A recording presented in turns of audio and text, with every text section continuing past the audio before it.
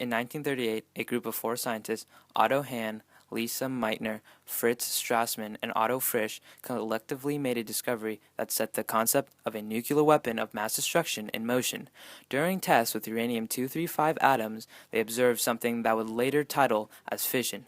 Their process was basic in idea, but at the time was extraordinary due to the fact that the neutrons had just been recently discovered in 1932. Basically, it involved a neutron traveling at high velocity. It ran into the nucleus of an unstable atom, in this case, the uranium-235, which causes the neutrons to also break off into other atoms, causing a massive chain reaction, which would lead to explosions nobody had ever seen before, destroying entire city blocks in split seconds. In 1939, when Meitner and Frisch present their discovery to the public, Albert Einstein writes a letter to President Roosevelt of the previously mentioned capabilities of nuclear fission, and while on the brink of war, advises him to begin research into the production of a bomb that would utilize this discovery. Einstein would write other letters and tell Roosevelt that the Germans began their own production of an atomic bomb. The U.S. were mostly uninvolved in any process of making a bomb until 1941, when Japan bombed the Pearl Harbor naval base on Oahu, Hawaii.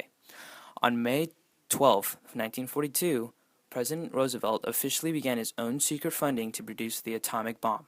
If this project had the potential that Einstein said it would, Roosevelt knew that this would be an easy way to end the war. The race for the nuclear bomb had begun. The production of the bomb lasted until the end of the war, and during that time, spies played a huge role in the race. Germany and Japan had deployed their own spies, but most were easily caught out. However, the USSR was much more efficient in the tactics to gain knowledge for their own bombs. The Soviets never had a strong scientist project behind the bomb, so the only way to make one was to steal the plans from the Americans. They relayed information gathered through a code later known as Venona, which stumped the Americans for a long time. Ironically, the U.S. had their own spies in Germany and were sent to spy on the German production process. An ex-baseball player named Mo Berg was sent to specifically discover whether the Germans were close to finalizing their own. In 1944, he learned that the Germans had completely fallen out of the race and were already losing the war. This was huge for the Americans and relieved lots of pressure from the scientists.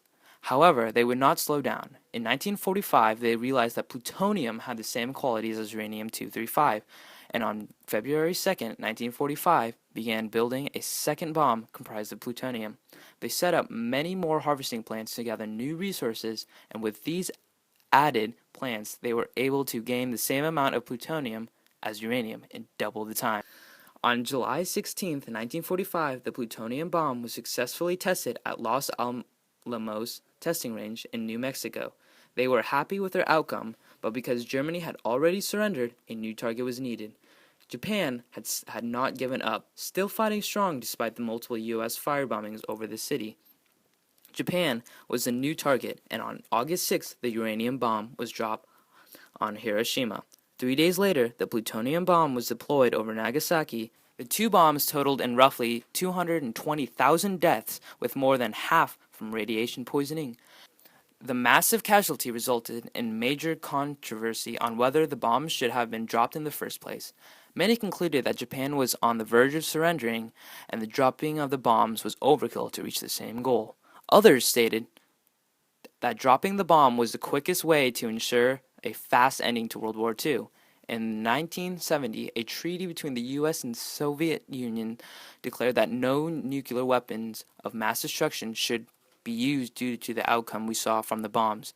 Since 1945, no atomic bombs had ever been deployed on civilian or enemy military grounds.